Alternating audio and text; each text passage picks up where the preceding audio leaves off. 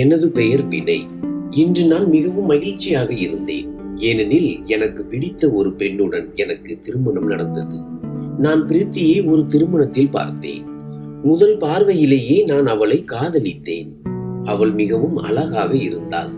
உடனடியாக நான் எனது திருமண பேச்சுக்களை அவளது வீட்டிற்கு அனுப்பினேன். அவர்களும் ஒப்புக்கொண்டனர். எனக்கு ஒரு நல்ல வேலை இருந்தது. மேலும் என் வீட்டில் எந்த ஒரு குறைபாடும் இல்லை என்பதால் பெண்ணின் வீட்டார் உடனடியாக ஒப்புக்கொண்டனர். 3 மாத காத்திருப்புக்கு பிறகு இன்று பிரீத்தியை நான் திருமணம் செய்து கொள்ளப் போகிறேன். எங்கள் திருமணம் மிகவும் ஆரவாரமாக நடந்தது. பிரீத்தி என் வீட்டிற்கு வந்துவிட்டாள். இந்த 3 மாதங்களில் நான் அவளை கனவு கண்டேன். இந்த 3 மாதங்கள் எனக்கு 3 வருடங்களுக்கு சமமாக இருந்தது. அவளுடன் எனக்கு நிச்சயதார்த்தம் நடந்ததில் இருந்து என் காதல் நாளுக்கு நாள் வளர்ந்தது. அவள் 21 வயதான மிக அழகான பெண். எனக்கு 28 வயது. நானும் ஒரு அழகான இளைஞன். பிரீத்தியை திருமணத்தில் பார்த்த அனைவரும் அவள் மிகவும் அழகான பெண், இவர்கள் இருவரும் சந்திரன் மற்றும் சூரியன் போல இருக்கிறார்கள் என்று கூறினர். பிரீத்தி எப்படிப்பட்ட பெண் என்று நான் அதிகம் கண்டுபிடிக்கவில்லை. நான் அவளது அழகு மீது வெறி கொண்டு இருந்தேன். அவளை பார்த்த நாள் முதல் நான் அமைதியின்றி இருந்தேன். இறுதியாக பிரீத்தியுடன் என் திருமணம் நடந்துவிட்டது. இன்று எனக்கு முதலிரவுக்காக நான் அறைக்குள் சென்றபோது பிரீத்தி முகத்தை மறைத்து அமர்ந்திருந்தாள். இந்த நாளுக்காக நான் எவ்வளவு காத்திருந்தேன். நான் மெதுவாக அவளை நோக்கி நடந்து அவளுக்கு அருகில் அமர்ந்தேன். அவளது கைகள் நடுங்குவதை நான் உணர்ந்தேன். நிச்சயமாக அவள் மிகவும் பயந்தாள். என் முகத்தில் புன்னகை ஏன் வந்தது என்று தெரியவில்லை. பிரீத்தியின் இந்த பயமும் கூச்சமும் என்னை மேலும் அமைதியற்றவராக்கியது. நான் அவளது கைகளை பிடித்து கொண்டேன். ஆனால் நான் அவளது கைகளை தொட்டதும் அவள் உடனடியாக கைகளை என்னிடமிருந்து விலக்கிவிட்டாள். அவளது இந்த செயலுக்காக நான் சிரித்தேன். அவள் மிகவும் வெட்கப்படும் பெண் என்று நான் புரிந்து கொண்டேன். நான் வெட்கப்படும் பெண்களை விரும்புவேன்.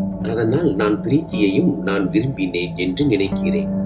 நான் அவளிடம், நீ பயப்பட தேவையில்லை, நான் உன்னை மிகவும் அன்புடன் கவனித்துக் கொள்வேன், நீதான் என் முதல் மற்றும் கடைசி காதல் என்று கூறினேன். நான் அவளது முகமூடியை அகற்றினேன். அவள் மிகவும் அழகாக இருந்தாள். வானத்தில் இருந்து ஒரு தேவதை என் அறைக்கு இறங்கி வந்தது போல் இருந்தது. நான் என்னை அதிர்ஷ்டசாலியாக உணர்ந்தேன்.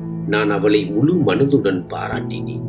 ஆனால் அவளது முகத்தில் சிறு புன்னகையும் இல்லை. அதனால் நான் கொஞ்சம் கவலைப்பட்டேன். ஏனெனில் எந்த ஒரு பெண்ணும் தனது கணவரின் வாயிலிருந்து பாராட்டை கேட்டால் மிகவும் மகிழ்ச்சி அடைவாள். எந்த ஒரு மனைவியும் தனது கணவரின் வாயிலிருந்து பாராட்டை கேட்க விரும்புவாள். நான் அவளை முழு மனதுடன் பாராட்டி கொண்டிருந்தேன். பிரீத்தி மிகவும் வெட்கப்படும் பெண் என்று நான் ஒப்புக்கொள்கிறேன். ஆனால் என் பாராட்டுகளுக்கு அவள் புன்னகைத்திருக்கலாம். ஆனால் அவள் புன்னகைக்கவே இல்லை. அவள் அமைதியாக தனது கண்களை கீழே பார்த்தபடி அமர்ந்திருந்தாள். சரி, நான் அவளது முகத்தை என் கைகளால் மெதுவாக உயர்த்தினேன். அவள் கண்களை மூடிக்கொண்டாள். அவளது இந்த செயல் என்னை அமைதியாக இருக்க விடவில்லை. நான் மெதுவாக அவளுக்கு மிக அருகில் சென்றேன். நான் அவளுக்கு அருகில் செல்ல முயற்சித்த போது அவள் பயந்து பின்னால் நகர்ந்து திடீரென தனது வயிற்றை பிடித்து கொண்டு, என் வயிற்றில் தாங்க முடியாத வலி இருக்கிறது என்று கூறினாள். அவளது பேச்சை கேட்டு நான் கவலைப்பட்டேன். சிறிது நேரம் முன்பு நான் மிகவும் மகிழ்ச்சியாக இருந்தேன். இப்போது அவளது இந்த செயல்கள் எனக்கு சந்தேகம் வர வைத்தது. அவளுக்கு எந்த வலியும் இல்லை, அவள் பாசாங்கு செய்கிறாள் என்று நான் நினைத்தேன். அதனால் நான் அவளுக்கு அருகில் செல்ல மாட்டேன். நான் அவளிடம், சரி, நான் உனக்கு மருந்து தருகிறேன் என்று கூறினேன். நான் அறையை விட்டு வெளியே வந்தேன். எனது மனைவியின் வயிற்றில் வலி இருக்கிறது, அதனால் அவளுக்கு மாத்திரை வேண்டும் என்று நான் குடும்பத்தினரிடம் என்ன சொல்வது என்று யோசித்துக் கொண்டிருந்தேன். இந்த விஷயங்களை யோசித்த போது நான் ஏன் வினோதமாக உணர்ந்தேன் என்று தெரியவில்லை. எல்லோரும் தூங்கிவிட்டார்கள். வீட்டுக்குள் அமைதி நிலவியது. நான் மருந்துகளை தேட ஆரம்பித்தேன். நான் அதை கண்டுபிடித்தேன். நான் மருந்துடன் திரும்பிய போது என் சித்தப்பாவின் மகன், என் சகோதரன் என்னை அங்கே பார்த்தான். அவன் என் தோளில் கை வைத்து, என்ன ஆச்சு என்று முகத்தில் புன்னகையுடன் கேட்டான். எல்லாம் சரியா? நான் ஆம், எல்லாம் சரிதான் என்றேன். என் மனைவிக்கு உடல்நிலை சரியில்லை, அதனால் தான் அவளுக்கு மருந்து எடுக்க வந்தேன் என்றேன். அதற்கு என் சகோதரன், பெண்கள் திருமணத்தின் முதல் இரவில் இந்த மாதிரி சாக்கு போக்குகளை சொல்லுவார்கள், குறிப்பாக தனது கணவரை விரும்பாத பெண்கள். தங்களுக்கு பிடிக்காத திருமணம் நடந்தால் அத்தகைய பெண்கள் கணவரிடம் வராமல் இந்த மாதிரி நோய் சாக்கு போக்குகளை சொல்வார்கள். நிச்சயமாக உன் மனைவியும் இந்த காரணத்திற்காக நோய் சாக்கு போக்கு சொல்கிறாள். ஒருவேளை அவளுக்கு உன் மீது ஆர்வம் இல்லை என்று நினைக்கிறேன். நீயே யோசித்து பார். அவள் திருமணத்தில் மகிழ்ச்சியாக இருந்திருந்தால் நீ இப்போது அறையை விட்டு வெளியே வர வேண்டியிருக்காது. அவள் உன்னை ஒரு கணம் கூட வெளியே விட மாட்டாள் என்றான். என் சகோதரனின் பேச்சுக்கள் எனக்குள் தீயை மூட்டின. நான் மிகவும் கோபமடைந்தேன். ஆனால் திருமண வீட்டின் சூழ்நிலையை நான் கெடுக்க விரும்பவில்லை. சிறிது நேரம் முன்பு என் மனைவிக்கு உண்மையில் வயிற்றில் வலி இருக்கலாம் என்று நான் நினைத்தேன். ஆனால் இப்போது என் சகோதரனின் பேச்சை கேட்டு அவன் சொல்வது உண்மை என்று நான் உணர்ந்தேன். பிரீத்தி உண்மையில் திருமணத்தில் மகிழ்ச்சியாக இல்லையா? அவள் மகிழ்ச்சியாக இல்லை என்றால் திருமணத்திற்கு ஏன் ஒப்புக்கொண்டாள்? எனக்கு தெரிந்தவரை அவளது குடும்பத்தினர் அவளது சம்மதத்தை பெற்றிருந்தனர். இந்த உறவு நிச்சயிக்கப்பட்டதிலிருந்து என் சகோதரன் என்னுடன் விளையாடுகிறான், என்னை சீண்டி பார்க்கிறான் என்று நான் உணர்ந்தேன். ஒருவேளை அவனுக்கு என் மீது பொறாமை இருக்கலாம், அல்லது எங்கள் இருவருக்கும் இடையே சண்டையை உருவாக்க விரும்பி இருக்கலாம். அதனால் தான் அவன் என் மனதில் இது போன்ற விஷயங்களை கூறுகிறான் என்று எனக்கு ஞாபகம் வந்தது. எனக்கு வினோதமான விஷயங்களை சொன்ன என் சித்தப்பாவின் மகனுக்கு திருமணத்தின் மீது ஒரு ஆசை இருந்தது. ஆனால் அவனுக்கு ஒரு பெண் கிடைக்கவில்லை என்று எனக்கு ஞாபகம் வந்தது. அவன் இதை வேண்டுமென்றே செய்திருக்கிறான் என்று எனக்கு புரிந்தது. நான் என் அறை கதவை திறந்தபோது பிரீத்தி அவளது வயிற்றை மிகவும் வலிமையுடன் பிடித்து அமர்ந்திருந்ததை நான் பார்த்தேன். அவளது கண்களில் இருந்து கண்ணீர் வழித்தது. நான் உடனடியாக அவளிடம் சென்று அவளுக்கு மருந்து மற்றும் தண்ணீர் கொடுத்தேன். நான் அவளிடம் கொஞ்சம் ஓய்வெடு, உனக்கு நன்றாக இருக்கும் என்றேன். அவள் என் மனைவி. அவளை இப்படி வேதனையில் பார்த்தபோது எனக்கு நன்றாக இல்லை. அவளை கவனித்துக் கொள்வது எனது பொறுப்பு. அவளது வயிற்று வலி குறைய நான் அரை மணி நேரம் காத்திருந்தேன். இந்த நேரத்தில் நான் அவளிடம் பேச விரும்பினேன். ஆனால் அவள் பேசும் மனநிலையில் இல்லை. அவளுக்கு நிறைய வலி இருக்கிறது. அவள் எதையும் கேட்கவோ அல்லது சொல்லவோ விரும்பவில்லை என்று எனக்கு தோன்றியது. சரி, ஏமாற்றத்துடன் நான் எனது மொபைலில் விளையாட ஆரம்பித்தேன். நான் நீண்ட நேரம் மொபைலில் விளையாடினேன். நான் மொபைலில் இருந்து தலையை உயர்த்திய போது பிரீத்தி தூங்கிவிட்டதை நான் பார்த்தேன். நான் மிகவும் ஏமாற்றம் அடைந்தேன். அந்த இரவுக்கு நான் நிறைய கனவுகளை கண்டேன். என் காதலை நான் அடைவேன். பிரீத்தியுடன் என் வாழ்க்கையில் ஒரு புதிய தொடக்கத்தை ஆரம்பிப்பேன். நாங்கள் நிறைய பேசுவோம், ஒருவருக்கொருவர் காதலை வெளிப்படுத்துவோம். ஆனால் நான் என் காதலை வெளிப்படுத்த முடியவில்லை. அவளுக்கு அருகில் செல்ல முடியவில்லை. எனக்கு தூக்கம் வரவில்லை. என் கண்கள் பிரீத்தியின் பக்கமே சென்றன. அவள் தூங்கும் போது மிகவும் அழகாக இருந்தாள். என்னால் என்னை கட்டுப்படுத்த முடியவில்லை. என் உணர்வுகள் வெளிவந்தன. நான் பிரீத்தியின் கையை பிடித்து, பிரீத்தி, இப்போது உனக்கு எப்படி இருக்கிறது என்று கேட்டேன். ஒரு சாக்கு போக்கிற்காக நான் அவளை எழுப்ப விரும்பினேன். என் குரலை கேட்டதும் அவள் பாதி தூக்கத்தில் இருந்தாள். எனக்கு மிகவும் வலி இருக்கிறது, நான் தூங்க வேண்டும் என்று அவள் கூறினாள். ஏமாற்றத்துடன் நானும் தூங்கினேன். நான் வேறு என்ன செய்ய முடியும்? நான் காலையில் எழுந்தபோது அவள் சாதாரணமாக இருந்தாள். நானும் சாதாரணமாக இருந்தேன். முதல் திருமண இரவை இப்படி கழித்ததற்காக எனக்கு வருத்தம் இருந்தது. ஆனால் நான் என்னை சமாதானப்படுத்தி, சரி, அவளுக்கு உடல்நிலை சரியில்லை, பரவாயில்லை என்று கூறினேன். காலையில் அவள் நன்றாக இருந்தபோது நான் அவளிடம் என் காதலை வெளிப்படையாக வெளிப்படுத்தினேன். முதல் பார்வையிலேயே நான் எப்படி அவளை காதலித்தேன், அதே நேரத்தில் அவளை திருமணம் செய்து கொள்ள முடிவு செய்தேன் என்பதை அவளிடம் சொன்னேன்.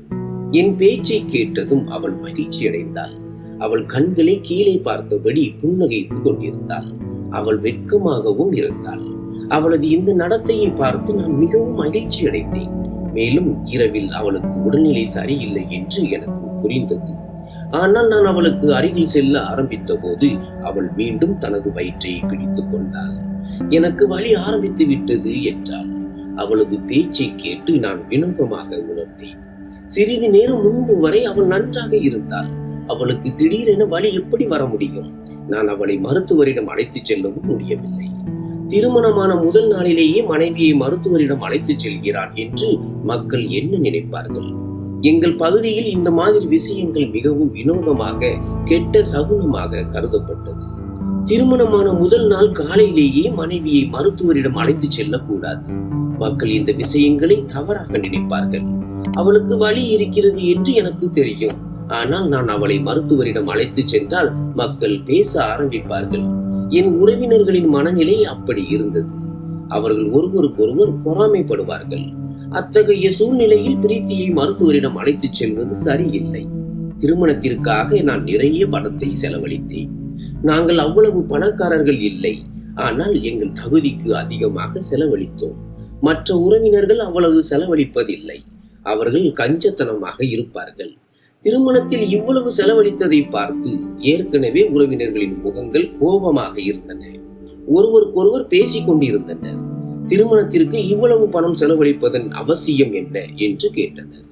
அத்தகைய சூழ்நிலையில் நான் என் மனைவியை திருமணத்தின் முதல் நாள் காலையிலேயே மருத்துவரிடம் அழைத்து சென்றால் அல்லது ஒரு மருத்துவரை வீட்டிற்கு அழைத்து வந்தால் நிலைமை எங்கு சென்றிருக்கும் என்று எனக்கு தெரியும். நான் பிரீத்தியிடம் நீ ஓய்வெடு என்றேன். அவள் படுக்கையில் படுத்தாள். நான் அறையின் விளக்கை அணைத்துவிட்டு வெளியே வந்தேன். குடும்பத்தினரும் திருமணத்திற்காக என் வீட்டில் தங்கியிருந்த மற்ற உறவினர்களும் விழித்திருந்தனர். எனது கோபமான முகத்தை பார்த்து அவர்கள் நிறைய யூகித்தனர். அவர்கள் என்னிடம் எதுவும் சொல்லவில்லை. ஆனால் அவர்களின் கண்கள் என்னிடம் நிறைய கூறின. என் சோகத்தையும் ஏமாற்றத்தையும் மறைக்க நான் நிறைய முயற்சி செய்தேன். மேலே நான் மகிழ்ச்சியாக இருக்கிறேன் என்று பாசாங்கு செய்தேன். ஆனால் என் இதயத்தின் நிலை என் கண்களால் மக்களுக்கு தெரிந்திருக்கும். சரி, சிறிது நேரம் கழித்து நான் என் அறைக்கு திரும்பி வந்தேன். பிரீத்தி படுக்கையில் இல்லை என்று பார்த்தேன். குளியலறையிலிருந்து தண்ணீர் விழும் சத்தம் வந்தது. ஒருவேளை அவள் குளித்துக் கொண்டிருக்கலாம். ஆனால் நான் படுக்கை விரிப்பை பார்த்தபோது என் கால்களுக்கு அடியில் இருந்த நிலம் நழுவியது. இப்படி ஒரு காட்சியை நான் நினைத்து கூட பார்க்கவில்லை. வெள்ளை விரிப்பில் சிவப்பு நிற புள்ளிகள் இருந்தன. அவள் எனக்கு வேறு ஏதோ கதை சொல்லிக் கொண்டிருந்தாள். இவை அனைத்தும் என்ன நடந்தது என்று எனக்கு தெரியவில்லை. சிறிது நேரம் கழித்து பிரீத்தி குளித்துவிட்டு குளியலறையிலிருந்து வெளியே வந்தாள்.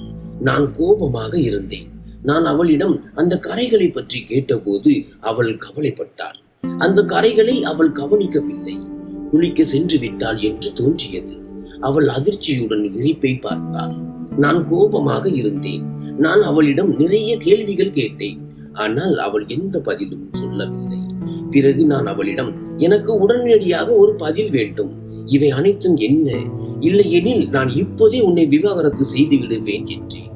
என் அச்சுறுத்துதலை கேட்டதும் அவள் மேலும் கவலைப்பட்டாள். அவள் எனக்கு அருகில் வந்து என் உதடுகளில் அவளது கையை வைத்தாள். என்னை விவாகரத்து செய்ய வேண்டாம் என்று கெஞ்சினாள். நான் அவளிடம் அப்படியானால் இந்த கரைகளுக்கான காரணம் என்னவென்று என்னிடம் சொல் என்றேன். அவள் என்னிடம் எனக்கு 3 மாதங்கள் அவகாசம் கொடுங்கள். நான் எல்லாவற்றையும் உங்களுக்கு சொல்கிறேன். ஆனால் 3 மாதங்களுக்கு முன்பு நான் இந்த ரகசியத்தை உங்களுக்கு சொல்ல முடியாது. இல்லையெனில் நிறைய கெட்டது நடக்கும் என்றாள். அவளது பேச்சை கேட்டு நான் அவளை நம்பவில்லை. அவள் வேண்டுமென்றே சாக்கு போக்கு சொல்கிறாள் என்று நான் நினைத்தேன். நான் அவளிடம் இப்போதே இந்த கேள்விகள் அனைத்திற்கும் எனக்கு பதில் வேண்டும் என்றேன். இரவில் நீ என்னை அருகில் வரவிடவில்லை. காலையில் உன் நடத்தை என்னுடன் நன்றாக இல்லை. இப்போது இந்த கரைகள். நான் உன்னை காதலித்து திருமணம் செய்தேன். உன்னை பற்றி எந்த தகவலையும் விசாரிக்காமல் நான் மிகவும் கண்மூடித்தனமாக இருந்தேன். ஆனால் இப்போது உன் குணநலம் நன்றாக இல்லை என்று எனக்கு தோன்றுகிறது. நான் உன்னை திருமணம் செய்து தவறு செய்து விட்டேன் என்று நினைக்கிறேன். 3 மாதங்களுக்கு முன்பு எனக்கு சொல்ல முடியாத அப்படி ஒரு ரகசியம் உன்னிடம் என்ன இருக்கிறது என்று நான் கோபமாக கேட்டேன். ஆனால் என் குரல் அறையை விட்டு வெளியே செல்லக்கூடாது என்பதற்காக மெதுவாக பேசினேன். என் குரல் அறையை விட்டு வெளியே சென்றால் அது எனக்கு அவமானம். இதை கேட்டால் மக்கள் மகிழ்ச்சி அடைவார்கள். என் திருமணத்தின் தொடக்கமே மோசமாக உள்ளது என்று நினைப்பார்கள். என் நிலைமை எப்படி இருந்தாலும் நான் என் நிலைமையை பற்றி மக்களுக்கு சொல்லி அவர்களை மகிழ்விக்க விரும்பவில்லை. நான் ஒருபோதும் என் ரகசியத்தை மற்றவர்களிடம் சொல்ல மாட்டேன், குறிப்பாக நம் மகிழ்ச்சியின் எதிரிகளிடம். என் கோபத்தை பார்த்து பிரீத்தி மிகவும் கவலைப்பட்டாள். சிறிது நேரத்திலேயே அவள் அழ ஆரம்பித்தாள். பயத்தால் அவளது கண்களில் இருந்து கண்ணீர் வழிந்தது. அவள் அழுவதை பார்த்து என் இதயம் வலிக்க ஆரம்பித்தது. அவள் எப்படி இருந்தாலும் அவள் என் காதல். அவள் அழுவதை பார்த்து நான் எப்படி அமைதியாக இருக்க முடியும்? நான் அவளை அழ வேண்டாம் என்று கூறினேன். அவளை படுக்கையில் அமர வைத்தேன். அறையின் கதவு திறந்திருந்தது. நாங்கள் இருவரும் அதை அறியவில்லை. நான் பிரீத்தியை படுக்கையில் அமர வைத்த போது அவள் அழுது கொண்டே என் முன் கைகளை பிடித்து, தயவு செய்து இதை யாரிடமும் சொல்லாதீர்கள், இந்த ரகசியத்தை ரகசியமாக வையுங்கள், என் மரியாதை இப்போது உங்கள் கைகளில் உள்ளது, தயவு செய்து என் பேச்சை புரிந்து கொள்ளுங்கள், எந்த ஒரு தவறான நடவடிக்கையும் எடுத்து உங்கள் வாழ்க்கையையும் என் வாழ்க்கையையும் அழிக்காதீர்கள் என்று கெஞ்சினார். பிரீத்தி அழுது கொண்டே இதையெல்லாம் சொல்லிக் கொண்டிருந்த போது திடீரென ஒரு குரல் கேட்டது. அதை கேட்டு நான் உடனடியாக திரும்பி பார்த்தேன். பிரீத்தியும் அதிர்ச்சியுடன் பார்த்தாள். அவள் விரைவாக தனது முகத்தை துடைத்துக் கொண்டாள். கதவின் நடுவில் என் அதே சகோதரன் நின்றிருந்தான். அவன் எங்களை வினோதமான பார்வையுடன் பார்த்தான். பிறகு அவன் கோபமாக முன்னேறி, அண்ணி, என்ன ஆச்சு? ஏன் அழுகிறீர்கள்? வினை உங்களுக்கு ஏதாவது சொன்னாரா? என்னிடம் சொல்லுங்கள், நான் இப்போதே எல்லோரிடமும் சொல்கிறேன் என்றான். என் சகோதரனின் இந்த பாணியை பார்த்து நான் அவனை கோபமாக பார்த்தேன். பிரீத்தி என்னை பார்த்தாள். அவள் கண்களை கீழே பார்த்தாள். நான் உடனடியாக நிலைமையை சமாளித்து, அப்படி எதுவும் இல்லை என்றேன். உண்மையில் உன் அண்ணிக்கு அவளது குடும்பத்தினர் ஞாபகம் வந்தனர், அதனால் தான் அவள் அழுதாள். ஆனால் நான் அவளுக்கு புரிய வைத்தேன். இப்போது அவள் நன்றாக இருக்கிறாள் என்றேன். அந்த நேரத்தில் என் சகோதரன் மீது எனக்கு மிகவும் கோபம் வந்தது. என் மனைவியுடன் அப்படி பேச அவன் யார்? அவன் என் மனைவியை முதல் முறையாக சந்திக்கவில்லை என்று தோன்றியது. அவன் அவளை நீண்ட நாட்களாக அறிந்திருப்பவன் போல் இருந்தது. நான் ஒரு விஷயத்தையும் கவனித்தேன். என் சகோதரன் எனக்கு சொல்லுங்கள், இவன் உங்களுக்கு ஏதாவது சொன்னாரா என்று கேட்டபோது என் மனைவியின் முகத்தில் ஒரு புன்னகை வந்தது. இதை பார்த்து நான் மிகவும் ஆச்சரியப்பட்டேன். என் சகோதரன் இப்போது எனக்கு மிகவும் வினோதமாக தோன்றினான். அவன் மீது எனக்கு கோபம் வர ஆரம்பித்தது. அவன் அடிக்கடி என் மனைவியை சாக்குப்போக்கு சொல்லி பார்த்தான். பகல் முழுவதும் அவன் என் அறைக்கு பல முறை வந்து என் மனைவியுடன் சிரித்துக் கொண்டே பேசினான். என் மனைவியும் அவனுடன் சிரித்து பேசினான். ஆனால் நான் புன்னகைத்தபடியே இருந்தேன். நான் உறவினர்களிடம் விஷயத்தை சொல்ல விரும்பவில்லை. திருமண விழா முடிந்த பிறகு அனைத்து உறவினர்களும் வீட்டிற்கு சென்று கொண்டிருந்தனர். பிரீத்தி அனைவரையும் சந்தித்துவிட்டு அறைக்கு சென்றிருந்தாள். அப்போது என் சித்தி என்னிடம், வினை, பிரீத்தியை அறைக்கு வெளியே அலை என்றாள். நான் சரி சித்தி, அழைக்கிறேன் என்றேன். நான் என் அறைக்கு சென்றேன். அரைவாசி திறந்திருந்த கதவின் வழியாக அந்த காட்சியை பார்த்து என் கால்கள் அங்கேயே நின்றன. என் அறையில் என் தம்பி நின்று என் மனைவியின் முடியை தடவி கொண்டிருந்தான். இதை பார்த்து நான் அதிர்ச்சி அடைந்தேன். என் காதல், என் மனைவி என் தம்பியுடன் இவ்வளவு நெருக்கமாக நின்று கொண்டிருந்தாள். நான் பின்னால் செல்ல வேண்டுமா அல்லது அறைக்குள் செல்ல வேண்டுமா என்று எனக்கு எதுவும் புரியவில்லை. நான் யோசித்துக் கொண்டிருந்த போது என் தம்பி என்னை பார்த்து, அண்ணா, அண்ணியின் தலைமுடியில் சேஃப்டி பின் சிக்கிவிட்டது, அதனால் தான் அதை எடுக்க நான் அவசரப்பட்டேன் என்று கதை சொல்ல ஆரம்பித்தான். இது முற்றிலும் தெளிவாக இருந்தது. பல எண்ணங்கள் என் மனதில் வந்தன. என் மனைவி என்னை தவிர மற்ற அனைவருடனும் மகிழ்ச்சியாக பேசிக் கொண்டிருந்தாள். எனக்குள் என்ன குறை இருந்தது? மீண்டும் படுக்கையில் நான் சில கரைகளை பார்த்தேன். அதை பார்த்து என் கால்களுக்கு அடியில் இருந்த நிலம் நழுவியது. என் மனைவியின் நடத்தை கெட்டதா? சரி, என் சித்தப்பாவின் குடும்பம் புறப்பட இருந்த போது என் சகோதரன் போகும்போது நின்று என் கை கடிகாரத்தை நான் எங்கே வைத்தேன் என்று எனக்கு தெரியவில்லை, எனக்கு ஞாபகம் இல்லை என்று சொன்னான். அதே நேரத்தில் என் மனைவி உடனடியாக, அது எங்கள் அறையில் பக்க மேஜையில் உள்ளது என்றாள். என் மனைவியின் இத்தகைய செயல்களால் நான் பைத்தியமாகிவிட்டேன். இந்த மக்கள் என்னை பைத்தியமாக்கி கொண்டிருந்தனர். என் மனைவி என்னை ஏமாற்றுகிறாளா? அவளுக்கும் என் சகோதரனுக்கும் தொடர்பு இருந்ததா? எனக்கு எதுவும் புரியவில்லை. என் மனம் இப்போது என் கட்டுப்பாட்டில் இல்லை. என் இதயம் பல துண்டுகளாக உடைந்தது. நான் அனைவரையும் வெறுத்தேன். இவ்வளவு ஆசையுடன் நான் திருமணம் செய்து கொண்டேன். திருமணமான 2 நாட்களில் என் மனைவி என் கண்களிலேயே என்னை கீழே தள்ளிவிட்டாள். முகத்தில் இவ்வளவு அப்பாவித்தனமாக தோன்றும் அவள் உள்ளே இவ்வளவு மோசமாக இருந்தாள் என்று என்னால் கற்பனை கூட செய்ய முடியவில்லை. ஆனால் அதை விட எனக்கு என் தம்பி மீது கோபம் இருந்தது. என் தம்பி வரும் சிறு வயதிலிருந்தே பெண்களுடன் பழகுபவன் என்று எனக்கு தெரியும். அவன் ஒரு மாதத்தில் 3 அல்லது 4 பெண்களுடன் உறவு வைத்து அவர்களை விட்டு விடுவான். ஆனால் அவன் வீட்டில் அவனது அண்ணியுடன் அப்படி செய்வான் என்று நான் ஒருபோதும் நினைக்கவில்லை. மேலும் என் சகோதரன் மீதும் எனக்கு சந்தேகம் இருந்தது. அவனது கை கடிகாரம் என் அறையில் என்ன செய்து கொண்டிருந்தது?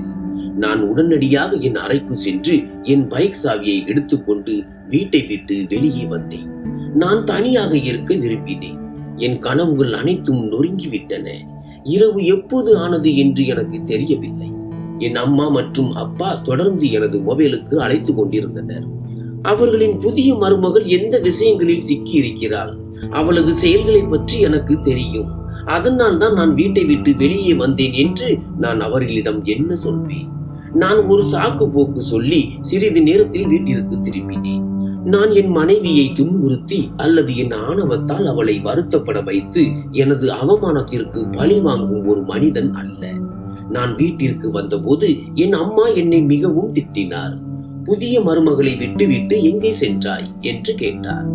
நான் ஒரு சாக்கு போக்கு சொல்லி, அம்மா, என் நண்பன் ஒரு சிக்கலில் சிக்கியிருந்தான், அவனுக்கு என் உதவி தேவைப்பட்டது, அதனால் தான் நான் சென்றேன் என்றேன். என் அம்மா என் மீது கோபம் அடைந்தார். அடுத்து எங்கே சென்றாலும் பிரீத்தியிடம் சொல்லிவிட்டு செல் என்றார். நான் தலையசைத்தேன். அம்மா, சரி, நாங்கள் எல்லோரும் சாப்பிட்டு விட்டோம், நீ சாப்பிடு என்றார். அம்மா, நான் வெளியே சாப்பிட்டு வந்தேன் என்றேன். நான் என் அம்மாவிடம் பொய் சொன்னேன், ஏனெனில் எனக்கு பசி இல்லை.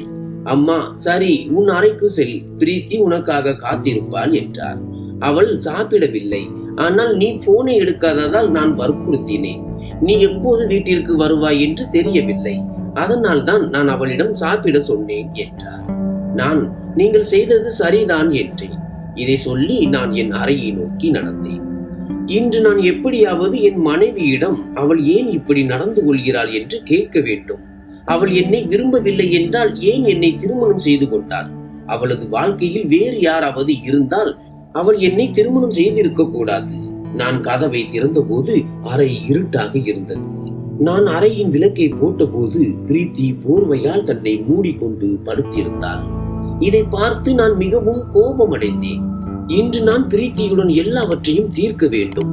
நான் கோபமாக போர்வையை இழுத்து எடுத்தபோது நான் பார்த்தது என்னை கோபமடைய செய்தது.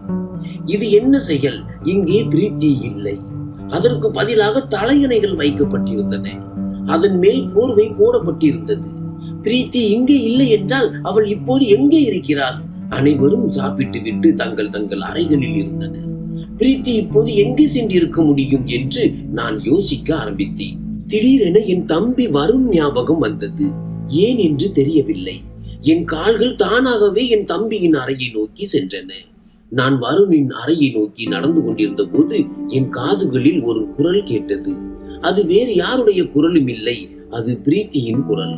அந்த குரலை கேட்டு நான் அருகில் சென்ற போது என் காதுகள் கேட்டது என்னவென்றால், என் கால்களுக்கு அடியில் இருந்த நிலம் நழுவியது. பிரீத்தி யாருடனோ போனில் பேசிக் கொண்டிருந்தாள். வினைக்கு தெரியாது, எந்த ஒரு கணவனும் இதை பொறுத்து கொள்ள மாட்டான் என்று உனக்கு தெரியும். இந்த ரகசியம் வெளிவந்தால் என் உயிர் போய்விடும். நேற்று இரவு கூட நான் சாக்கு போக்குகளை சொல்லி அவர் என்னிடமிருந்து விலக்கி வைத்தேன். இல்லையெனில் அவருக்கு தெரிந்திருந்தால் நான் இங்கே இருந்திருக்க மாட்டேன் என்று சொல்லிக் கொண்டிருந்தாள். பிரீத்தியின் வாயில் இருந்து இப்படிப்பட்ட பேச்சை கேட்பது எனக்கு ஒரு சாபமாக இருந்தது. அவள் மேலும் பேசிக் கொண்டிருந்தாள். ஆனால் என்னால் தொடர்ந்து கேட்கும் தைரியம் இல்லை. என் காதுகள் துடித்தன. என் சுவாசம் என் தொண்டையிலேயே சிக்கியது. என் சுவாசம் நின்று விட்டது போல உணர்ந்தேன். அவள் எனக்கு எவ்வளவு பெரிய ஏமாற்றத்தை கொடுத்திருக்கிறாள். அவள் என்னை ஒரு கோமாளி ஆக்கிவிட்டாள். நான் மெதுவாக நடந்து என் அறைக்கு வந்து அமைதியாக அமர்ந்தேன். சிறிது நேரம் கழித்து பிரீத்தியும் அறைக்கு வந்தாள். நான் இப்படி அமர்ந்திருப்பதை பார்த்து அவள் தயங்கி நின்றாள். நான் நேரத்தை வீணாக்காமல் அவளிடம் கேட்டேன், ஏன் நீ வேறு ஒருவரை விரும்பும் போது ஏன் என்னை திருமணம் செய்ய ஒப்புக்கொண்டாய்? எனக்கு உன்னிடம் இருந்து ஒரு பதில் வேண்டும். என் பேச்சை கேட்டு அவளது முகத்தின் நிறம் மாறியது. அவள் என்னிடம் வந்து என் கையை பிடித்துக் கொண்டு அமர்ந்தாள். வினை, அப்படி எதுவும் இல்லை. நீங்கள் என்னை தவறாக புரிந்து கொள்கிறீர்கள். நான் உங்களை மட்டும்தான் காதலிக்கிறேன். வேறு ஒருவரை பற்றி என்னால் நினைத்து கூட பார்க்க முடியாது என்றாள். அவளது ஒவ்வொரு வார்த்தையும் எனக்கு பொய் என்று தோன்றியது. நான் அவளது கையை உதறி, பொய் சொல்லாதே, அப்படி என்றால் ஏன் என்னிடமிருந்து விலகி செல்ல சாக்கு போக்குகளை தேடுகிறாய் என்றேன். என் பேச்சை கேட்டு பிரீத்தி அமைதியானாள். நான் உங்களுக்கு எல்லாவற்றையும் சொல்வேன், ஆனால் அதற்கு நீங்கள் காத்திருக்க வேண்டும். முழு 3 மாதங்கள் என்றாள். நான் அமைதியாகிவிட்டேன். என் மனதில் இப்போது அந்த போன் பேச்சுகள் ஓடிக்கொண்டிருந்தன. பிரீத்தி போனில் என் தம்பி வருணா அல்லது வேறு யாராவது ஒருவரா? பிரீத்தி போனில் யாருடன் பேசிக் கொண்டிருந்தாள்? பிரீத்தி ஏன் என்னிடம் இருந்து விலகி இருந்தாள்? பிரீத்தியை நீண்ட நாட்களாக அறிந்த ஒருவர் இருந்தார். ஆனால் யார்? நான் இந்த விஷயங்களை பற்றி யோசித்துக் கொண்டே எரிந்தேன். பிரீத்தி தூங்கிவிட்டாள். ஆனால் என் கண்களில் தூக்கம் இல்லை. நான் புரண்டு படுத்து தூங்க முயற்சி செய்தேன். எனக்கு தூக்கம் வருவது மிகவும் கடினமாக இருந்தது. நான் காலையில் எழுந்தபோது நான் புத்துணர்ச்சியுடன் இருந்தேன். யாரிடமும் பேசாமல் அலுவலகத்திற்கு கிளம்பினேன். என் மனம் முற்றிலும் செத்து விட்டது. எனக்கு யாரிடமும் பேசவோ அல்லது சாப்பிடவோ மனம் இல்லை. அதனால் நான் அமைதியாக வேலைக்கு கிளம்பினேன். ஆனால் ஒரு விஷயம் இருந்தது. பிரீத்தி குடும்பத்தினர் முன் என்னுடன் மிகவும் நன்றாக பேசினாள். என்னை மிகவும் கவனித்துக் கொண்டாள். என் குடும்பத்தினரையும் மிகவும் கவனித்துக் கொண்டாள். ஆனால் இரவில் நான் அவளுக்கு அருகில் செல்ல ஆரம்பித்த போது அவள் சாக்கு போக்குகளை சொல்ல ஆரம்பித்தாள். சில நேரங்களில் அவள் என் தலை வலிப்பதாக சொன்னாள். சில நேரங்களில் அவள் என் வயிற்றில் வலிப்பதாக சொன்னாள். சாக்கு போக்கு சொல்லி தூங்கிவிட்டாள். அவளது பாணியில் இருந்து இது தெளிவாக இருந்தது. அவள் வேண்டுமென்றே என்னை அவளிடமிருந்து விலக்கி வைக்க இதையெல்லாம் செய்கிறாள். மூடிய அறையில் நாங்கள் இருவரும் ஒருவருக்கொருவர் அந்நியர்களாக இருந்தோம். சரி, இன்று எனக்கு அலுவலகத்தில் நிறைய வேலை இருந்தது. நான் என் வேலையில் பிஸியாகிவிட்டேன். நான் வேலை செய்த போது மாலை எப்போது ஆனது என்று எனக்கு தெரியவில்லை. நான் அம்மாவுக்கு போன் செய்து இன்று நான் வீட்டிற்கு தாமதமாக வருவேன், அலுவலகத்தில் எனக்கு சில வேலைகள் உள்ளது என்று சொன்னேன். இதை சொல்லி நான் போனை துண்டித்து விட்டு என் வேலையில் பிஸியாகிவிட்டேன். வேலையை முடித்த பிறகு நான் வீட்டிற்கு செல்ல வேண்டும் என்று நினைத்தேன். நான் நேரத்தை பார்க்கவில்லை. நான் கடிகாரத்தை பார்த்தபோது இரவு 11 மணி ஆகிவிட்டது. நான் அலுவலகத்தில் இருந்து வீட்டிற்கு கிளம்பினேன். நான் வீட்டிற்கு வந்தபோது நான் நேரடியாக என் அறைக்கு சென்றேன். அறையின் விளக்கு எரியும் நிலையில் இருந்தது. நான் அறையை சுற்றி பார்த்தேன். பிரீத்தி அறையில் இல்லை. குளியல் அறையின் கதவும் திறந்திருந்தது. நான் முழு வீட்டிலும் பிரீத்தியை தேடினேன். ஆனால் அவள் எங்கும் இல்லை. நான் அம்மாவின் கதவை தட்டினேன். அம்மா அவளது அறையில் இருந்து வெளியே வந்தாள். நான், அம்மா, பிரீத்தி எங்கே? அவள் எங்கும் இல்லை என்றேன். என் பேச்சை கேட்டதும் அம்மா என்னை கோபமாக பார்த்தார். வினய், நீ பைத்தியமாகி விட்டாயா? நீதான் அவளை காலையில் உன்னுடன் அழைத்து சென்றாய். நான் பிரீத்தி எங்கே என்று கேட்க வேண்டும். அதற்கு பதிலாக நீ என்னிடம் கேட்கிறாய் என்றார். அம்மாவின் பேச்சை கேட்டு நான் அதிர்ச்சி அடைந்தேன். நான் எப்போது அழைத்து சென்றேன்? இன்று காலையில் நான் உங்களுக்கு சொல்லாமல் சீக்கிரமே அலுவலகத்திற்கு சென்றேன் என்றேன். அப்போது அம்மா, நீதான் வருணிடம் பிரீத்தியை உன்னிடம் அழைத்து வர சொன்னாய். நீ பிரீத்தியை அவளது வீட்டிற்கு அழைத்து செல்வாய் என்று சொன்னேன். நான் அதிர்ச்சியுடன் அம்மாவை பார்த்தேன். அம்மாவின் முகத்திலும் கவலை இருந்தது. ஆனால் நான் உடனடியாக நிலைமையை சமாளித்து, ஆம், நான் தான் சொன்னேன். அவளை அவளது வீட்டிலும் விட்டுவிட்டேன். உண்மையில் நான் வேலையின் அழுத்தத்தில் அதை மறந்து விட்டேன் என்றேன். என் பேச்சை கேட்டதும் அம்மாவுக்கு சற்று ஆறுதல் கிடைத்தது. நான், அம்மா, நீங்கள் ஓய்வெடுங்கள், நானும் என் அறைக்கு சென்று ஓய்வெடுக்கிறேன் என்றேன். அம்மா அவளது அறைக்கு சென்றார். நானும் என் அறைக்கு வந்தேன். நான் மிகவும் கோபமாக இருந்தேன். வருண் பிரீத்தியை எங்கே அழைத்து சென்றிருப்பான் என்று என் மனதில் வினோதமான எண்ணங்கள் வந்தன. நான் கோபமாக மேசையில் கை வைத்த போது மேசையில் பிரீத்தியின் மொபைல் இருப்பதை பார்த்தேன். நான் உடனடியாக மொபைலை எடுத்து மொபைலின் கேலரிக்குள் நுழைத்தேன். பிரீத்தியின் மொபைலில் ஏதாவது கிடைக்கும் என்று நான் தேடினேன். ஆனால் கேலரியில் அப்படி எதுவும் இல்லை. அப்போது எனக்கு அந்த நாள் அழைப்பு ஞாபகம் வந்தது. அந்த நாளில் பிரீத்தி யாருடனோ போனில் பேசிக் கொண்டிருந்தாள். நான் உடனடியாக அழைப்பு வரலாற்றில் சென்று சோதித்தேன். பிரீத்தி யாருடனோ பேசிக் கொண்டிருந்த அந்த நாள் அழைப்பு வரலாற்றை நான் சோதித்தேன். அந்த நேரத்தில் ஒரு அழைப்பு மட்டுமே காட்டப்பட்டது. அது ரியா, பிரீத்தியின் தோழி. சரி, நான் என் மனதை சமாதானப்படுத்த ரியாவுக்கு அழைத்தேன். எதிர்முனையில் யாரோ போனை எடுத்த போது அது ஒரு பெண்ணின் குரல் இல்லை, அது ஒரு ஆணின் குரல். மேலும் அது என் தம்பி வருணின் குரல் இல்லை. நான் என் சகோதரனின் குரலை நன்றாக அறிவேன். அது வேறு யாரோ ஒருவரின் குரல். இந்த குரலை கேட்டதும் என் உடலில் இருந்து யாரோ என் உயிரை எடுத்து விட்டார்கள் போல இருந்தது. அப்போது என் எண்ணம் பிரீத்தியின் மாமா மீது சென்றது. இந்த குரல் பிரீத்தியின் மாமாவின் குரலை போல இருந்தது. என் மனம் இப்போது வேலை செய்வதை நிறுத்திவிட்டது. நான் என்ன செய்வது என்று எனக்கு எதுவும் புரியவில்லை. நான் கோபமாக பிரீத்தியின் மொபைலை தரையில் எறிந்தேன். மொபைல் பல துண்டுகளாக உடைந்தது. அப்போது பிரீத்தி திடீரென அறைக்கு வந்தாள். அவள் என்னை கோபமாக பார்த்தாள். வினய், என்ன ஆச்சு? ஏன் இவ்வளவு கோபமாக இருக்கிறீர்கள்? ஏன் என் மொபைலை உடைத்தீர்கள் என்றாள். அவள் இதை சொன்னதும் நான் அவளது கன்னத்தில் அறைந்தேன். அவள் தரையில் விழுந்தாள். நான் அவளிடம், நீ யாரை சந்திக்க இன்று சென்றாய்? என்னிடம் சொல் என்று கேட்டேன். என் பேச்சை கேட்டு அவள் என்னை பார்த்தாள். அப்போது திடீரென அவளுக்கு வாந்தி வந்தது. அவள் அழுது கொண்டே தனது வயிற்றை பிடித்துக் கொண்டு குளியலறைக்கு சென்றாள். அவளது இந்த நிலை என்னை சிந்திக்க வைத்தது. பிரீத்தி கர்ப்பமாக இருக்கிறாளா? அவள் வெளியே வந்தபோது அழுது கொண்டிருந்தாள். அவளது முகம் முற்றிலும் துடைக்கப்பட்டது. அவள் அழுது கொண்டே, நான் கெஞ்சுகிறேன், தயவு செய்து என் மீது இப்படிப்பட்ட மோசமான குற்றச்சாட்டுகளை வைக்காதீர்கள். நான் ஒருபோதும் யாருடனும் அப்படிப்பட்ட மோசமான உறவை வைத்திருக்க மாட்டேன். நீங்கள் என்னை நம்பி பாருங்கள் என்றாள். அவள் இவ்வளவு சொன்ன பிறகு அவள் அங்கேயே தரையில் விழுந்து மயக்கமடைந்தாள். அவளது இந்த நிலையில் எனக்கு ஒரு சிறிதும் இரக்கம் இல்லை. அந்த நேரத்தில் என் மனதில் ஒரு புயல் எழுந்தது. அவள் என்னை ஏமாற்றி விட்டாள். என் மனம் என் கட்டுப்பாட்டில் இல்லை. தனது மனைவி வேறு ஒருவரின் குழந்தைக்கு தாயாக போகிறாள் என்பதை எந்த ஒரு மனிதனும் பொறுத்து கொள்ள முடியாது. நான் பிரீத்தியை இன்று வரை தொடவில்லை. இன்று அவளுக்கு வாந்தி வந்தது. அவளுக்கு தலை சுற்றியது. இதன் பொருள் அவள் வேறு ஒருவரின் குழந்தைக்கு தாயாக போகிறாள். இந்த யோசனையால் பிரீத்தி மீது எனக்கு அருவருப்பு ஏற்பட்டது. அப்போது என் தம்பி அறைக்கு வந்தான். அவன் பிரீத்தி தரையில் விழுந்ததை பார்த்து அவளை நோக்கி ஓடினான். அன்னிக்கு என்ன ஆச்சு? நீங்கள் இவர்களுக்கு என்ன செய்தீர்கள் என்று கேட்டான். நான் ஏற்கனவே மிகவும் கோபமாக இருந்தேன்.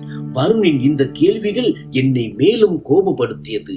நான் அவனை பிரீத்தியிடமிருந்து இழுத்து அவனுக்கு ஒரு பலமான அறையை கொடுத்தேன்.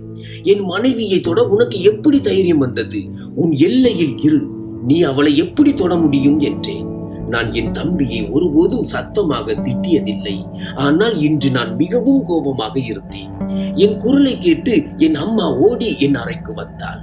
அம்மாவும் பிரீத்தி மயக்கம் அடைந்ததை பார்த்து என்னிடம் கேள்வி கேட்டார். ஆனால் நான் அவரிடம் என்ன சொல்வது?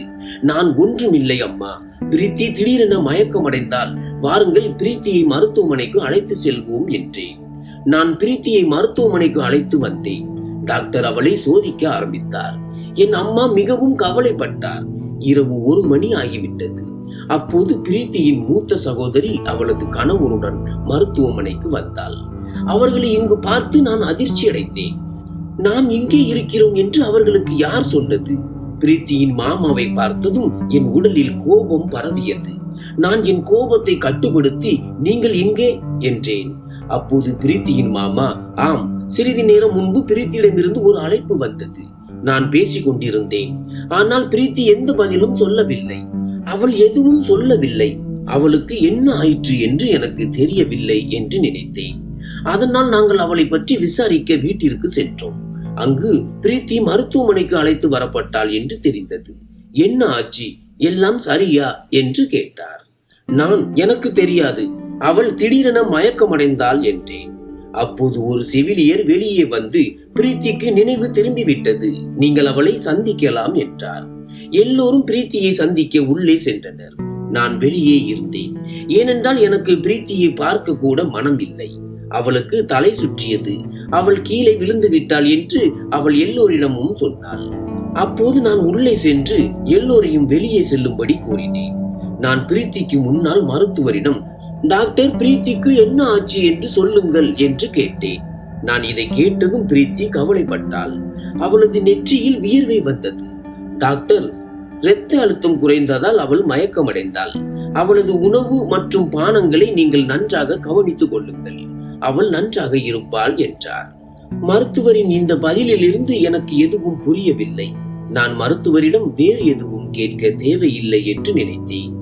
நான் வீடு திரும்பும் வழியில் பிரீத்தியிடம் எதுவும் பேசவில்லை. நான் வீட்டிற்கு சென்று அமைதியாக படுக்கையின் மறுபக்கம் படுத்துக் கொண்டேன். பிரீத்தியும் தூங்கிவிட்டாள். காலை ஆனது. நான் வேலைக்கு வீட்டிலிருந்து கிளம்பினேன். நான் பிரீத்தியின் நலனை பற்றி கூட கேட்கவில்லை. நான் அவளிடம் எதுவும் கேட்க தேவையில்லை என்று நினைத்தேன். நான் அலுவலகத்தில் என் தலையை பிடித்துக் கொண்டு அமர்ந்திருந்தேன். அது என் தம்பி வருண் தான் இருக்க வேண்டும். இது அவனுடைய வேலை. எனக்கு முழு நம்பிக்கை உள்ளது. வருண் ஏற்கனவே பிரீத்தியை அறிந்திருப்பான். நான் பிரீத்தியை திருமணம் செய்த போது அவளுக்கு நெருக்கமாக வருவதற்கு அவனுக்கு ஒரு வாய்ப்பு கிடைத்தது. சரி, நான் என்ன செய்ய வேண்டும் என்று முடிவு செய்தேன். 3 மாதங்கள் நிறைவடையே இருந்தது. நான் பிரீத்தியை விவாகரத்து செய்வேன். அதற்கு பிறகு அவள் எங்கு வேண்டுமானாலும் போகலாம். என் தம்பிதான் அவளுடைய மகிழ்ச்சியாக இருந்தால் அவனையே திருமணம் செய்து கொள்ளட்டும். சரி, நான் தலையை அசைத்து இந்த யோசனைகளில் இருந்து வெளியே வந்தேன். நான் வீட்டிற்கு வந்தபோது என் மனைவி யாரோ ஒருவருடன் தொலைபேசியில் பேசிக் கொண்டிருந்தாள். நான் அவள் பேசுவதை கேட்க தொடங்கினேன். அவள் தொலைபேசியில் நாளை அறிக்கையை பெற அவள் வருவாள் என்று கூறினாள். அவள் ஒரு மருத்துவமனைக்கு செல்வதை பற்றியும் ஒரு அறிக்கையை பற்றியும் பேசிக் கொண்டிருந்தாள். இது கர்ப்ப சோதனை அறிக்கையாக இருக்கலாம். பிரீத்தி தொலைபேசி உரையாடலை முடித்து வைத்தாள். இப்போது நான் பிரீத்திக்கு முன்னால் மருத்துவமனைக்கு சென்று அந்த அறிக்கையை பெற வேண்டும். நான் சாப்பிட்டு விட்டு படுத்து கொண்டேன். இப்போது நான் காலை விடுவதற்காக காத்திருந்தேன். காலை விடிந்ததும் நான் எழுந்து தயாராகி என் மனைவிக்கு முன்னால் வீட்டை விட்டு வெளியேறினேன். என் மனைவி வீட்டை விட்டு வெளியேறுவதற்காக நான் மறைந்து காத்திருந்தேன். என் மனைவி வீட்டை விட்டு வெளியே வந்ததும் அவள் ஒரு ஆட்டோவை பிடித்தாள். நானும் என்னுடைய பைக்கை ஸ்டார்ட் செய்து அந்த ஆட்டோவை பின்தொடர ஆரம்பித்தேன். என் மனைவி மருத்துவமனைக்குள் சென்றாள். நானும் என் பைக்கை நிறுத்திவிட்டு மருத்துவமனைக்குள் சென்றேன். நான் என் மனைவியை பின்தொடர்ந்து கொண்டிருந்தேன். என் மனைவி ஒரு அறைக்குள் சென்றாள். நான் கதவு வழியாக பார்த்தேன். அங்கே ஒரு டாக்டர் அமர்ந்திருந்தார். டாக்டருக்கு முன்னால் என் மனைவி அமர்ந்து எதையோ பேசிக் கொண்டிருந்தாள். நான் விரைவாக வரவேற்பு அறைக்கு சென்று என் மனைவி பிரீத்தியின் அறிக்கை எனக்கு வேண்டும் என்று கேட்டேன். அவர்கள் என்னை செவிலியரிடம் அனுப்பினர். நான் செவிலியரிடம் வந்து என்னுடைய மனைவி பெயரை கூறினேன். அவள் எனக்கு அறிக்கையை கொடுத்து, உங்கள் மனைவி உள்ளே அமர்ந்திருக்கிறாள். இந்த அறிக்கையை எடுத்துக்கொண்டு டாக்டரிடம் காண்பியுங்கள், அவர் உங்களுக்கு விளக்குவார் என்று கூறினாள். நான் அந்த அறிக்கையை எடுத்துக்கொண்டு மருத்துவமனையில் இருந்து வெளியேறினேன். வீட்டிற்கு வந்ததும் நான் நேரடியாக என் அறைக்கு சென்றேன். நான் அந்த அறிக்கையை திறந்தேன். அந்த அறிக்கையை படித்ததும் என் காலடியில் இருந்த நிலம் சரிந்தது. அந்த அறிக்கை என் கையில் இருந்து கீழே விழுந்தது. நான் தலையை பிடித்துக் கொண்டு தரையில் அமர்ந்தேன். அப்போது திடீரென்று பிரீத்தி அறைக்குள் வந்து, நீங்கள் என்னை பின்தொடர்ந்து மருத்துவமனைக்கு வந்திருக்கிறீர்கள். என்னுடைய அறிக்கையையும் எடுத்துக்கொண்டீர்கள். ஆனால் இந்த அறிக்கையை டாக்டரிடம் கொண்டு செல்லவில்லை. ஏன் இப்படி செய்தீர்கள் வினை? நான் கெட்ட பெண் இல்லை. நான் உங்கள் மீது சத்தியமாக நான் உங்களை நேசிக்கிறேன். உங்களை தவிர வேறு யாரையும் நான் நிமிர்ந்து பார்க்கவில்லை. வருண் பற்றி சொன்னாள். வருணுக்கு என்னை பற்றி தெரிந்தது. அதனால் தான் அவர் எனக்கு ஆதரவளித்தார். நான் எங்காவது செல்ல வேண்டும் என்றால் அவர் என்னை அழைத்து செல்வார். நான் உங்களை மிகவும் நேசிக்கிறேன். பிரீத்தியின் இத்தகைய வார்த்தைகளை கேட்டு நான் பிரீத்தியை என் மார்போடு அணைத்துக் கொண்டேன். பிரீத்தி, இதுதான் விஷயம் என்றால் நீ ஏன் முதலிரவிலேயே என்னிடம் சொல்லவில்லை என்று கேட்டேன். அப்போது பிரீத்தி, நான் உங்களிடம் 3 மாதங்கள் காத்திருக்க சொன்னேன். ஏனென்றால் டாக்டர் என்னிடம் 3 மாதங்களுக்கு பிறகு நீங்கள் முழுமையாக குணமடைந்து விடுவீர்கள் என்று கூறினார். நிச்சயதார்த்தம் நடந்த பிறகுதான் எனக்கு இந்த நோய் பற்றி தெரிந்தது. உங்கள் கணவரை 3 மாதங்கள் வரை நெருங்க வேண்டாம் என்று டாக்டர் என்னிடம் கூறினார். உங்கள் கணவர் நெருங்கி வந்து நீங்கள் கர்ப்பமாகிவிட்டால் உங்களுக்கு இருக்கும் நோய் உங்கள் குழந்தைக்கும் பரவிவிடும். அதனால் தான் நான் உங்களிடம் சாக்கு போக்கு சொல்லி விலகி இருந்தேன். நான் உங்களிடம் சொல்ல விரும்பினேன். ஆனால் என் சகோதரி என்னை தடுத்தாள். ஏனெனில் என் சகோதரிக்கு ஒரு மோசமான அனுபவம் இருந்தது. என் சகோதரிக்கு அவளுடைய மைத்துனருடன் 2வது திருமணம். என் சகோதரியின் முதல் கணவர் அவளுக்கு விவாகரத்து அளித்து விட்டார். ஏனென்றால் அவளுக்கு வயிற்றில் கட்டி இருந்தது. மேலும் அவள் முதல் இரவிலேயே தன் கணவரிடம் அதை பற்றி சொல்லி இருந்தாள். இதன் காரணமாக அவர் என் சகோதரிக்கு விவாகரத்து அளித்து இந்த நோயை எனக்கு கொண்டு வந்திருக்கிறாய் என்று கூறினார். இந்த பயத்தால் நான் உங்களிடம் சொல்லவில்லை. எனக்கு இவ்வளவு பெரிய நோய் இருப்பது உங்களுக்கு தெரிந்தால் நீங்களும் என்னை விட்டு விடுவீர்கள் என்று நினைத்தேன். அதனால் தான் 3 மாதங்களுக்கு பிறகு நான் உங்களிடம் எல்லாவற்றையும் உண்மையை சொல்லுவேன் என்று கூறினேன். நான் பிரீத்தியின் தலையை அன்புடன் தடவி, பிரீத்தி, நான் அப்படிப்பட்டவன் இல்லை. நீ என்னிடம் முன்பே சொல்லி இருந்தால் நான் உன் குணத்தை பற்றி ஒருபோதும் சந்தேகித்திருக்க மாட்டேன். என்ன செய்வது? நான் ஒரு ஆண். சந்தேகம் வந்து விடுகிறது. என்னை மன்னித்து விடு. பிரீத்தி உண்மையான மனதுடன் என்னை மன்னித்தாள். நான் என் தம்பி வருணிடம் மன்னிப்பு கேட்டேன்.